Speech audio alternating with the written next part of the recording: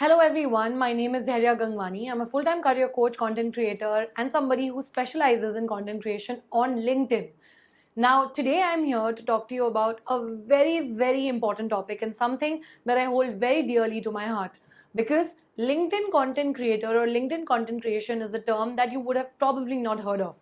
Now, when we talk about LinkedIn, a lot of people would have told you that get onto LinkedIn whenever you're looking for a job or sign up on LinkedIn when you're looking for an internship, right? Now, I'll tell you this very interesting story to begin with. Back in September 2020, when I got started with LinkedIn, it was not on my own will. I didn't want to be on the platform because I used to think you only sign up on LinkedIn when you're looking for a job or an internship. But I was proven wrong. I learned so much ever since then about LinkedIn profile optimization, the importance of networking on LinkedIn, creating the right content, and attracting jobs through LinkedIn, internships, and so many other opportunities. Today, we're going to talk about a step-by-step process to optimize your LinkedIn profile and become a pro at creating an updated and very well optimized profile that lands you opportunities yourself and you don't have to go to opportunities. Let's start. First thing, anytime anybody lands on your LinkedIn profile, the first thing they will look at is your display picture, right? Your display picture is the first thing anybody looks at. If you can look at my display picture right now on the screen, I have put up a display picture which is a straight headshot or a mugshot wherein only the first half of my body is visible and the focus is on my face. And why is that important? Because we are on a professional networking platform, LinkedIn. This is not Instagram, right? You cannot put up very casual pictures. In fact, the most important question you need to ask yourself when you're setting a display picture on LinkedIn is, would I post this picture on Instagram? If the answer is yes, you probably should not set that as your display picture on LinkedIn. Best question to ask yourself as a sanity check process. Second step when setting a display picture, you should be dressed professionally and as formally as possible. Now, that doesn't mean you have to be in a blazer or a suit like I am in right now, but you have to just be professionally dressed and not very casual. Third point, the background of your display picture has to be clear.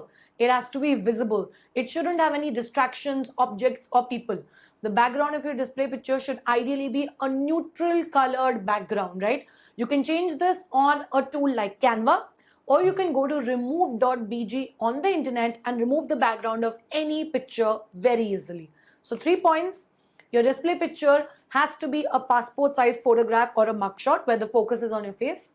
Second, you should be dressed professionally, right? Not casually. And third, the background of your image should be free of distractions or people. Clear. So once these 3 points are met, your display picture on LinkedIn is good to go. Now we are actually going to talk about a very interesting section on your LinkedIn profile which has to be very well optimized, which is this entire black space that you can see of my banner. So that space is called the LinkedIn banner. Now by default, LinkedIn gives you a green space, okay, which is empty. Most of the individuals put nothing on that green space, it's blank, which is not the right way to utilize it. Ideally, you should have a LinkedIn banner, and some people I see put up random quotes from Google which are very motivational, or they put up the logo of the college that they're studying at or the logo of the company they're working at.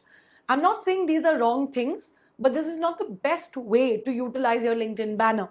So now the question that must be popping up into your head is, how do I create a relevant LinkedIn banner? Here you go. Your LinkedIn banner has to answer 3 questions, right? Who are you? How do you help people? And what are your primary skills? Okay. Who are you? What do you do? And how do you help people? Or you can call it, what are your primary skill sets? Why is it important for anybody landing on your LinkedIn profile to know the answer to these 3 questions in the first 5 seconds? Because everybody is busy. That's the reality. Everybody on social media does not have all time to go through your entire profile and know more about you. If within 5 seconds, I'm not interested to know more about you and I don't understand what you do, I'm going to leave your profile and go away and scroll, right? So that's why your LinkedIn banner has to speak for itself. Let's take a look at my banner. You can see a tagline. It says, accelerating your career growth. The moment you read that, anybody will easily understand that this girl does something wherein she helps people with their careers. She accelerates their career growth. If you still don't understand what I do, then there's a small bio under my name. It says Dhairya Gangwani. Then it says founder of Dharya Decodes, which is my organization. Then it says content creator. It says career coach and 500 plus stocks, right? Now, when you read that tagline, you read those 4 keywords, you see my picture with a mic in my hand, right? And you see the logos of some famous brands I've worked with, because as a content creator and career coach, I have to build trust, right? So some institutions and colleges that I have worked with and some top brands, those are put up, those logos. When you look at this entire banner in entirety, you will have an answer to all the 3 questions I just mentioned. I guarantee you that. You have to replicate that for yourself also. Let's assume you're a student who wants to build a career in marketing, right? You want to become a digital marketer. If you want to become a digital marketer, this banner of yours has to have keywords like digital marketer, search engine optimization, okay, business strategy, social media marketing, or any other relevant keywords related to digital marketing. Basically, tools, software, skills, and that particular job role have to all be listed for the domain in which you're looking for a job, aspiring to find a job, or currently working in that domain. If you were into data analytics or data science, keywords like data analytics, data visualization, Tableau, Power BI, R, Python should have been there on your banner. And you can also add relevant images which are connected to these keywords on your banner, right? Because not everybody is a content creator or a career coach like me, so you won't have these logos, right, to be added. So instead, you can add relevant images from copyright-free sources on Google which are related to the keyword. So anything that depicts data science or that depicts robotics or that depicts marketing can be added, so that visually also when I look at your banner, I know quickly this person works in this particular field, right? Using your picture on your banner is optional. If you don't want to use it, don't use it. If you're using it, make sure it's on the right hand side, right? Does not clash with your display picture and it's different from your display picture. That's it. That is what you have to keep in mind. So we discussed about the display picture and the LinkedIn banner. The next section I want to talk to you about is one of my favorites and the most important sections, which is called the headline. Right under my name, Dharya Gangwani, everything that you see, right from transformed 5,000 plus careers to content creator, career coach, resume building, 500 plus stocks, TEDx speaker, and all of those keywords that you see there, that entire section is called the headline section on LinkedIn. Now, what does the headline section do? The headline section is the section wherein search engine optimization actually begins. Now, what is search engine optimization on LinkedIn? Now we have completed talking about the display picture and the LinkedIn banner on LinkedIn. Now let's talk about the headline section. Headline section is the section on LinkedIn where search engine optimization or SEO begins. Everything that you see on my profile, starting from transformed 5,000 plus careers, TEDx speaker, career coach, content creator, personal branding, resume building, and all of those keywords, that particular section is called the headline section. The headline section is where the search engine optimization begins, like I mentioned. Now, how does it work? Let me tell you that. Now, imagine you're a recruiter and you're looking for somebody for a data analyst position or a role. What you'll do is you'll go on the search bar, type in the keyword data analyst or data, let's say you'll type in the keyword data analyst or you'll type in the keyword data engineer or data scientist, whatever role you're looking for. The moment you type that keyword, you'll be shown a list by LinkedIn of people, okay? Now, why do only those people show up in that list? Because primarily what happens is they have a very optimized profile and they will in most probability have data analyst, data scientist or data engineer as a keyword in that headline section of theirs. Please notice it carefully. Yes, I'm not saying that only having that keyword in your headline will get you on the ranking. You have to have a completely optimized profile and you have to have those keywords across multiple sections. But the first thing that is looked into by the algorithm is the keyword has to be there on the headline. So that's how important your headline is.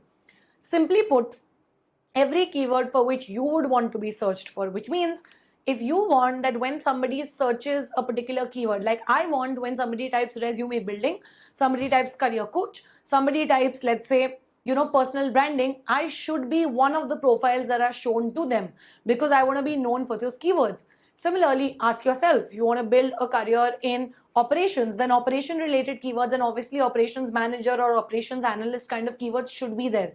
Even though you may want to put it as aspiring operations analyst because you're still studying it. So you can put the word aspiring operation analyst because it will still pick the operation analyst keyword. The point is the relevant keywords have to be there so that your profile over a period of months, not immediately, starts ranking up the LinkedIn algorithm and is shown to people for that search, right? Even today, after about 2.5 years of being active on the platform, it's not like my profile would rank for each keyword, but at least in the first 3 pages of the LinkedIn search, my profile is shown for most of the keywords there on my headline, right? So that's how you'll optimize your headline section. Mind you, you have just 133 characters, which means that within those 133 characters, every space, every exclamation mark will be counted. You have to fit in the right keywords. So please be careful about that. With that, let's move on to the next section that I want to talk about, which is the About section. The About section can be looked at like a summary section, wherein you go one step beyond what's mentioned in the headline and in the banner section of LinkedIn and talk a little bit more about yourself. You tell the audience a little bit more about your education background, about what you do currently, your major skill sets. You basically take them on an entire journey and a roadmap. You do storytelling here, right? You tell people more about everything that you've just specified as keywords on the headline and banner, right? We didn't get time to explain things at length. So you can start with your basic educational qualifications, what you're currently studying or doing, right? What are your major skills and strengths and how you built on these skills and strengths. Don't just talk about your major skills, but also talk about how you built on these skills. Did you do courses? Did you do internships? Did you attend workshops, right? Did you do freelance work to build these skills? Also, very important to talk about your interests outside of work or, the professional career path you want to take. Talk about your hobbies, talk about your passion projects in the About section, and also talk about anything else you're doing for yourself. It could be, you actually building a startup at the age of 19 or 20 while in college, or it could be anything else that you do, food blogging or something as, a part and parcel of something you're passionate about. Talk about all of that here on LinkedIn, because we're not restricted about what you can talk about like you are on a resume on LinkedIn. Also, if you notice, all the points in the About section have got bullet points. It doesn't have paragraphs so that it's easier to skim through them. Also, it becomes easier to pick up the keywords and check for your SEO score. The most important point is if you go through all the pointers in my About section, the keywords used in my headline and my banner, you must have seen some of them were common. Career coach, content creator, 500 plus stocks was, overlapping. Similarly, all of the keywords used in my headline and in my banner are used once again for the third time in the headline section if you read through each and every line in my About section. Why? Because I want to increase my search engine optimization score for these keywords. And I've got space in terms of text here to do it again, right? So this is the third section where you will create a coherence or a uniformity of keywords. Don't have conflicting or clashing keywords across sections. You cannot have data analyst, data visualization written on your banner and headline. And then in the About section, you have keywords like marketing and operations and content writing. That is contradictory. You could obviously have a blend of both in the banner and the headline, and then again in the About section, you can have multidisciplinary skills, but no different skills. Uniformity has to be maintained. Another thing, if you notice, is that towards the end of my About section, you will see there is a call to action. There is a CTA which says that if you want to talk to me about careers and social media, etc., you can reach out to me on my email ID, and my email ID is specified. Call to action in the About section is important. You can decide what call to action you want. It could be something like if you're someone who's passionate about tech, marketing and operations, feel free to connect with me on LinkedIn, or feel free to DM me on LinkedIn, or feel free to follow me on LinkedIn, or feel free to reach out to me on my email ID. What CTA you use is completely your personal choice, but a CTA at the end of the About section is important. To summarize the About section, you need to have storytelling going on. You have to have repetitive keywords from your headline and banner, right? You need to have bullet points, and on top of that, you also need to have a CTA.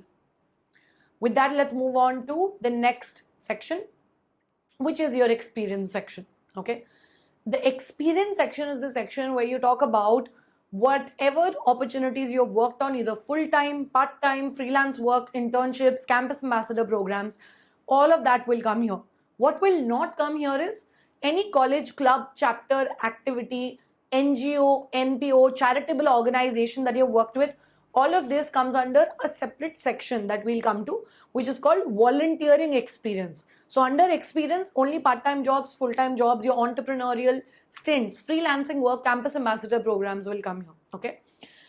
make sure for each and every company that you've worked at and you specify, you need to have a description section. Now, let me just quickly show you what I'm saying. If you look at each and every role of mine at KPMG and all my previous internships that I've done about 25 internships. So for each and every internship that I've done and my experience, there is a description which states what I did there, what work was I responsible for, what I accomplished. Every experience has got an explanation. That is very important.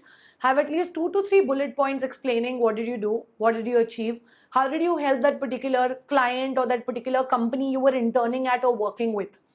And wherever you can add any proof, you also have an option to add media under each experience section. You can add your certificates of completion of that internship, letters of recommendation received from the founders, or any other media to further build trust that you actually did those internships and gained these skills. So I have done that for everything possible, okay, like you can see. So make sure each of your roles and experiences is updated and very clearly visible, okay. Moving on to the next section, which is the education section. Education section is very simple to actually update. Everything right from your post-graduation degree, undergraduation degree, 12th and 10th should be updated here, right? And you don't just specify the college or the institution you studied at and the duration of the same. You can add your CGPA, your grades, your marks if you wish to. It's optional. Apart from that, one solid recommendation I have is there is a section under education. Every education you update, there is a section called activities and societies.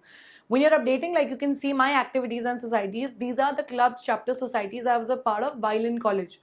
Why is it important to update this? It shows you have a 360-degree profile and all that you did in college was not just academics. So if you want to really show a 360-degree profile and you want to show a well-rounded personality that you've built in college, I would highly encourage you to update this section for each education experience, okay?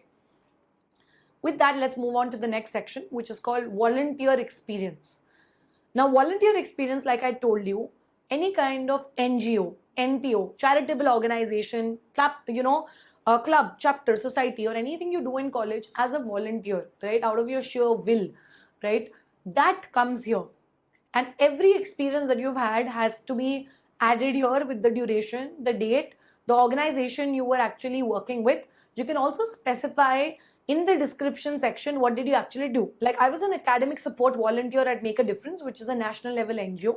I have not specified what I was doing there because that's by choice. But if you actually want to specify, like I was teaching grade 9 to 11 grade students English and science in a shelter home, underprivileged children every week on Saturdays. That's what I did as an academic support volunteer. So you can also add what you're doing in each of these roles. That's completely your choice. And your cultural and technical fests also that you become an organizing member of, or you're a part of the committee in college, all of that comes here. So I've added those also, okay? So you can add everything here. For some of them, I've added a description when I was working with Kiran Bedi's NGO, etc. If you want to, then the guest speaker sessions that I took early on back in 2020 in different colleges, that is also added under volunteering. Next section, licenses and certifications. Now, when you talk about licenses and certifications, most important thing to keep in mind is that every certification or license that you do from online platforms or from offline platforms, only put the ones on your LinkedIn profile which you are most confident about. And by confident about, I mean you have to be very clear about what you've learned out of these courses and certifications as an outcome. So the course or certification should have either helped you level up and learn some skill, software or tool, or it should have helped you get an internship after doing that course, or probably get a job after doing that course, or maybe take part in some competition or hackathon or win something. Basically, some tangible outcome should be there. Maybe after doing that course, you built a self-paced project. That's a good course because you didn't just skip through videos for a certification, but you actually learned something out of it. So as long as these criteria are being met, any certification can be added here. But one important thing to keep in mind is that when you're adding your licenses and certifications, like you can see there is a show credential kind of a button that you can see under some of these courses, okay, which you'll see. Now that show credential or see credential option actually pops up only when you add a credential ID and a credential URL. There are two fields on LinkedIn when you're updating your certifications and licenses. Credential IDs and URLs are typically given by most of the e-learning platforms like Coursera, Udemy, Skillshare, DataCamp, and a lot more. Why do they do that? because only when you have a credential ID and URL can somebody actually click on see credential and see your certification then. So they'll have the opportunity to click on see credential and they'll be redirected to your actual certificate. So they'll be able to see your certificate, when you completed it, what skills you gained. So it's just a good way to build trust amongst people that you've actually done the certification and learned something out of it which was tangible. Moving on, after the licenses and certification section, we have something which is called courses, right? Before I actually go to courses, I also want to tell you that the courses section is part of the additional section on LinkedIn. It's like an additional section. And here under my courses section, I've specified all the technical courses I did as an EC engineer in my 4 years of engineering. You can skip it. This section is not necessary. It's only relevant if you're planning to do something very technical like a master's or a PhD in that particular subject. Let's say you did a BTech in electronics and communication engineering like me, and then you want to do an MTech in VLSI or semiconductors or any other specialization. Then obviously when you're applying as a student for your application, talking about major courses that you did in your undergrad degree will make sense. So unless you're not going into a pure tech path, you don't need to fill up the courses section. It's optional. Okay. Next we have projects, a very important section. Now projects, any kind of a project you build during college, undergrad, postgrad degree, or any college you build on your own, a self-paced project, or a project you're working on while you're working in a company. It could be any of those. But you need to make sure that the project does not just have a project title and a duration. It needs to have 2 to 3 bullet points explaining what is the objective of your project, right? Why are you building that project? What are you utilizing as a resource, a tool, a software, a methodology, a technology to implement that project or build it, right? To execute it. And what was the final outcome of your project? What results did you get in that project is also very, very important. So specify all of that. You can also add links to your project. If it's a tech project, you have uploaded it on GitHub, or you've created a website, or you've created a, let's say a demo video, and you have a YouTube link, you can add those also. You have an option on LinkedIn to add a co-author, okay, or a co-creator. Almost most of the times we create projects with team members. You don't create a project alone. So you can add your team members also as co-creators in the project section, whoever has worked with you and if their profile is available on LinkedIn. So that is pretty much what I wanted to cover in the project section. With that, let's move on to honors and awards. Now, honors and awards is a section wherein you talk about your achievements. You talk about any kind of an honor or award you got in school, you got in college, at your workplace, at an internship. It could be you being amongst the top 10% of the students in your particular batch or institution. It could be an achievement wherein you have represented your college at a national level at a debate competition.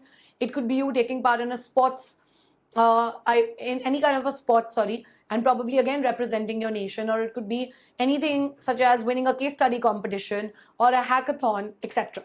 So all of those achievements would come here.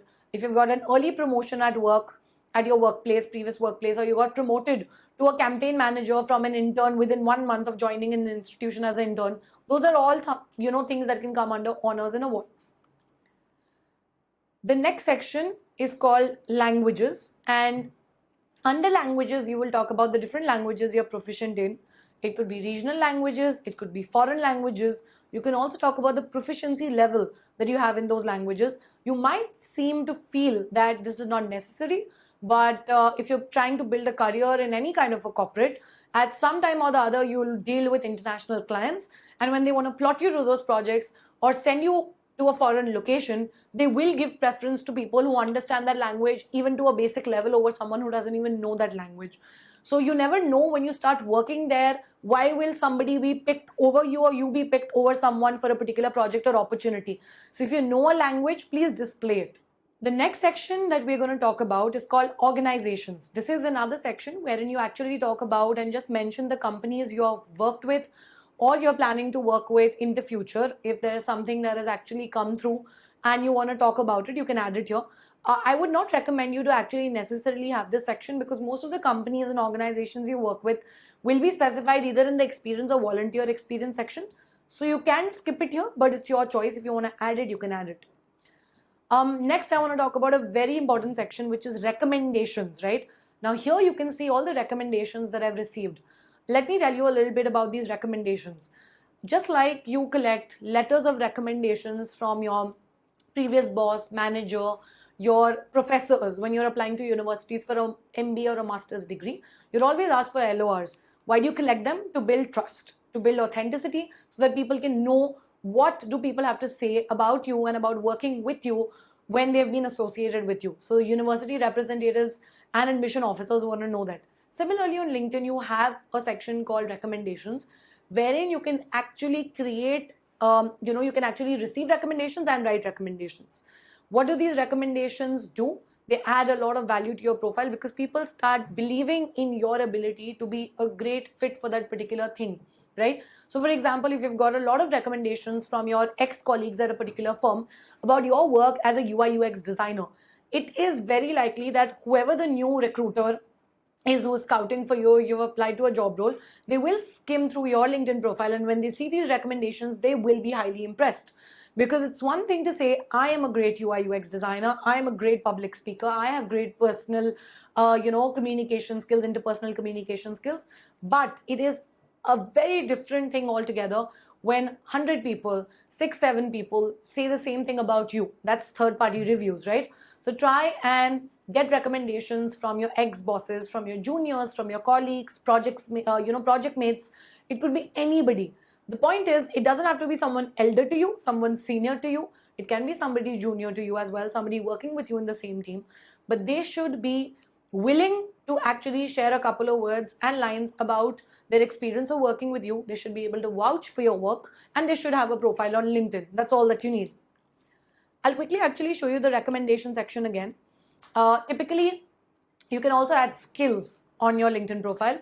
So if we go, right up to the LinkedIn profile section, when you log in through your laptop, actually, there is a particular button which is called Add Profile section. When you will click on it, right, because this is on the internet, you probably can't see it, but when you land on your profile on the mobile app or web version, there will be a button called Add Profile section. Just that one button has to be used to go to all of these sections I spoke about today and more. As soon as you click on Add Profile section, you will be shown 3 main sections and subsections. Everything right from the headline to your banner, to your experience, licenses and certifications, recommendations, everything can be added from there. And there itself, you will have a particular section called skills. Now, LinkedIn allows you to add up to 50 skills, but nobody has got the time and the patience to actually read through 50 skills, obviously. But top 3 skills, everybody will read. So make sure the top 3 skills that you add on your profile, you're extremely confident about, you're very sure of those skills, and add them on your profile. Your top 3 skills, what you can do is try and get endorsements for them. What are endorsements on LinkedIn? They're a way of actually getting, a basic review, like a star rating. So someone can say whether you're good at something at an intermediate level or excellent, advanced. And these will be people, again, who have worked with you, your colleagues, your manager, junior, your professors. So reach out to anybody who you think can vouch for that particular skill of yours and ask them to endorse your skill. When your top 3 skills have got great endorsements, it will build a lot of trust in people that you are actually good at that skill. My top 3 skills are public speaking, interpersonal skills, and management consulting if you look at my skills section. And those have got 99 plus endorsements, all 3 of them, which means 100 plus people are also saying that I'm good at public speaking, interpersonal skills, and management consulting. So that builds more trust, and that's how you can actually build a great optimized profile. I would also like to introduce you to a very, very special feature that a lot of people don't utilize on LinkedIn, which is called video cover story or a cover story feature. The display picture that you can see, it is static. When you actually right click on it again on your web version, you have an option to actually upload a video cover story. This is a 30-second cover story or a video resume of sorts of yours where you talk about yourself at length. Just imagine someone just lands on your profile, looks at a very creative, well-made banner which answers all the 3 questions. Who are you? What do you do? How do you help people? You have a professional display picture and you have a cover story wherein they can look at a 30-second glimpse of what you really do, a basic introduction of yours, etc., and how you can help them. That creates a very, very strong impact, right? Because when someone looks at your video, they actually get to know a lot more about your body language, about your body posture, confidence, communication skills, over and above everything else displayed on the entire LinkedIn profile. So if you're not camera conscious and you're not camera shy and you're willing to create a 30-second video cover story, it's a great way to leave a very good first impression. Like I told you, Every single section can be added by the click of one button called Add Profile section on your profile. But apart from that, also remember that once all of these sections, right from your display picture to banner, headline, your skills, etc., about section, everything is optimized. That is only the first step, right? All your sections are optimized, profile is updated and ready. But the next step is to create content. You have to also create relevant content in your niche, whatever domain you want to actually talk about, right? If you are actually somebody who's studying mass media, journalism, communication, you're doing an MBA in finance, or you're doing, let's say, an MBA in marketing or an MBA in sales, whatever be the topic, whatever subjects you're studying, and if you have an interest in them or you have an interest outside of the subjects you're studying, that domain you have to pick up. Obviously, you have to build your profile optimized around those keywords. But the next step is also to create content in that niche. Only when you'll put out certain pieces of content out there on the internet, on LinkedIn, will people slowly and steadily know that you actually talk about this particular niche, right? That you have certain sense. Let's say you decide to create a post on how you utilize the 4 P's of marketing for an MBA college project of yours. That is a very practical way of actually showing to the audience and to potential recruiters that I'm not just learning what the 4 P's of marketing are, or I'm not just learning what Potter's 5 forces are. I'm actually putting it to use in a college project or in a case study or a research project, and this is how I've applied it, and this is the final result, right? So that is extremely crucial and important, and hence I would really actually encourage you to do that. Now, moving on, it is also very important that once content creation has started, you've started creating certain posts. Don't concentrate a lot on the likes, the comments, the engagement that's coming in, because again, your major purpose is not to become like a content creator. It is to generate enough data and content around what you're good at so that recruiters and potentially people who are hiring for that role can start noticing you, because only when they'll notice you will they reach out to you to hire you. Okay, that's how you'll get inbound queries for jobs. Even today, every single month, I get at least 2 to 3 job offers from recruiters. Not because I'm looking for a job, but because my entire profile that I spoke about end to end is optimized, every section. Second, I keep creating regular content about what I'm good at. So if any college or institution really wants to call me for a LinkedIn profile optimization session or a resume building or interview preparation session, they don't have to think twice, because they'll find over 1,000 plus, or in fact 2,000 posts on my LinkedIn feed when I'm talking about tips around resume building, career prep, how to overcome a career gap as a job seeker, and so much more, right? So you get the drill. You have to accordingly create your profile with enough content so that when a recruiter comes to your profile, there is a unique, sense which not a lot of people do. Once you cross the content creation phase, then comes the networking and personal branding phase. Now, in the networking and the personal branding phase, you have to keep in mind that you're connecting with the right people. Whenever you're accepting a connection request, ask yourself, does this person belong to my niche or is outside my niche? 80% of your connections on LinkedIn should be from your niche. If you're an aspiring digital marketer, 80% of the connections you accept and send requests to should be aspiring digital marketers, well-established digital marketers, thought leaders in digital marketing, or owners or founders of digital marketing agencies primarily. Rest 20% can be anybody. Could be a coach, could be an actor, could be a graphic designer, doctor, anybody, right? So please maintain that mix. So when we talk about networking and creating a strong personal brand on LinkedIn, the first step, like I said, was to filter out your connections. Once that's done, don't just stop at connecting with an individual. Go one step forward and build a customized and a personal relationship with them, a professional one. How do you do that? By engaging with their content, commenting on their posts, and not just writing true, I resonate with the same, or something like I agree. No random comments, but add something meaningful or add your perspective to what they're creating, right? Also try to figure out thought leaders in your industry or in the niche you want to grow in and follow their LinkedIn journey. It will keep you inspired. The most important thing that I want to talk about is, what if you're looking for a job or an internship on LinkedIn? How do you reach out to recruiters? Now, there is a step-by-step process to follow. First thing, start following the company pages of the companies you want to apply to for jobs. Most of the companies and startups today have a LinkedIn company page. If you go on the search bar on LinkedIn, type Google, you type Zepto, you type Amazon, you'll get the company pages. Company page, as soon as you land on, there's a follow button. Follow the company page. Why? The moment you follow the company page, whenever the company is hiring for any role and there are job positions open, you will be intimated first, because you can toggle on the job opportunities button, wherein you will keep getting notified if there are any job opportunities in that company. Second thing, when you land on the company page, you will be able to see a tab which is called the People tab. There is a About tab, a People tab. On the People tab, you will be able to see a list of people who are alumni from your same college working at that company. There are people from your ex company working at that company. You will have mutual connections who are working in that company and are connected to you on LinkedIn. Try to find some people like that who you know already or who you have heard of and are more likely to respond to you, and try to reach out to them to know more about the hiring process. At this particular company, what do they really look for in potential candidates, and try to understand how your chances of hiring can be increased.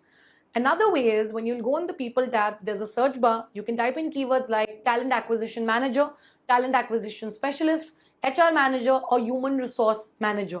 The moment you do that, what will actually happen is you will be shown a list of recruiters. Now you will not just connect with them randomly. What you will do is you will send them a personalized note. There are two options: either connect with a recruiter directly by clicking on connect, or write a personalized invite. It's always better to write a personalized invite where you talk about why you connect with them, right? What did you find very unique about their profile, etc. And if there is something common between both of you, then you can talk about that as well. That is a good way to get started with a conversation rather than asking someone for a job in the first message. So your first personalized invite should have a one-liner introduction about you. That's it. The rest of the message should be about them. You should have well researched their profile. You should find something common between you, or you should admire something that you genuinely like about them. That's how you strike the conversation. Then in the second round of messages, you can talk a little bit about your skill set. What do you bring to the table? What have you done so far? What impact can you create in their company? Why should they hire you, right? How will you be very resourceful, etc.? Because people don't talk about these things. When you go in this fashion, and then in the third or the fourth set of messages, you actually tell them that you're looking forward to working here, this is your profile, this is your resume, then the chances of you getting a job and being taken seriously are 3 to 4 times more as compared to directly asking for a job and sending your resume right away in the first message. I hope that this entire session has helped you understand how having an optimized LinkedIn profile, creating relevant content to the domain you want to build a career in, and networking with the right professionals and creating a personal brand can ultimately help you land the right opportunities on LinkedIn. I hope that you will actually go back, optimize your profile accordingly, update it, and start using LinkedIn like a pro. Thank you so much.